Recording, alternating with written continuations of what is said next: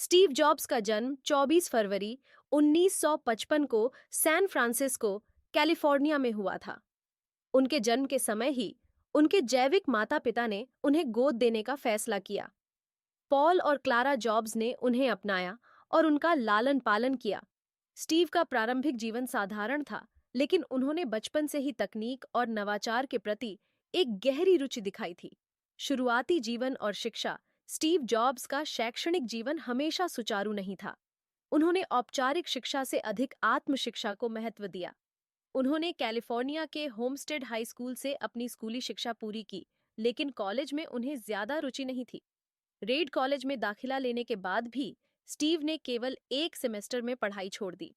हालांकि कॉलेज छोड़ने के बाद भी वह वहां के विभिन्न पाठ्यक्रमों में रुचि रखते रहे। उन्होंने कलात्मक डिजाइन और कैलीग्राफी के कोर्स किए, जिनका बाद में एप्पल के डिजाइन में महत्वपूर्ण योगदान रहा। एप्पल की स्थापना 2776 में स्टीव जॉब्स ने अपने मित्र स्टीव वॉजनियाक और रोनाल्ड वेन के साथ मिलकर अपने परिवार के गैरेज में एप्पल कंपनी की शुरुआत की। वे कंप्यूटर को आम लोगों के लिए अधिक सुलभ और उपयोगी बनाना चाहते थे। उनके द्वारा बनाया गया पहला कंप्यूटर, एप्पल आई, बहुत ही सीमित सुविधाओं वाला था, लेकिन उन्होंने इसके लिए निवेशकों को आकर्षित किया। उनके दूसरे कंप्यूटर, एप्पल टू, ने उन्हें सफलता की ऊंचाइयों पर पहुंचा दिया। एप्पल टू पहला ऐसा कंप्यूटर था जिसने व्यक्तिगत कंप्यूटर बाजार में क्रांति ला दी थी। असफलता और वापसी। हालांकि एप्पल ने अपने शुरुआती वर्षों में बहुत तेजी से सफलता पाई, लेकिन 1980 के दशक में कंपनी को कई चुनौतियों का सामना करना पड़ा।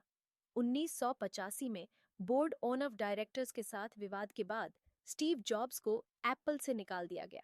यह उनके जीवन का सबसे कठिन दौर था, लेकिन जॉब्स ने इसे एक नए अवसर के रूप में देखा।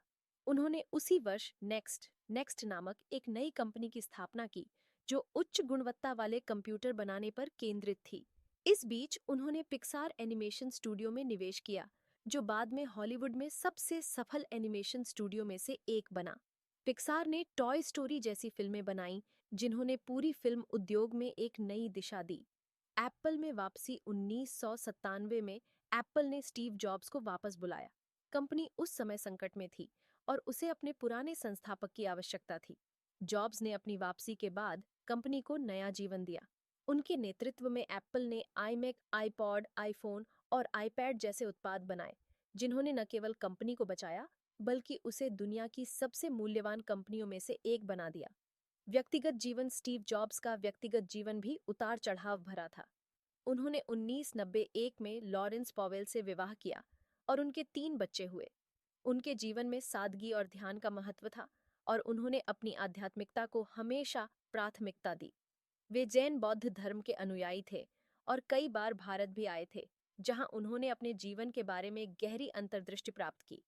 मृत्यु और विरासत। 2011 में स्टीव जॉब्स ने 56 वर्ष की उम्र में अग्न्याशय कैंसर के कारण दुनिया को अलविदा कहा, लेकिन उनकी मृत्यु के बाद भी उनका काम और उनकी सोच दुनिया को प्रेरित करती रही है।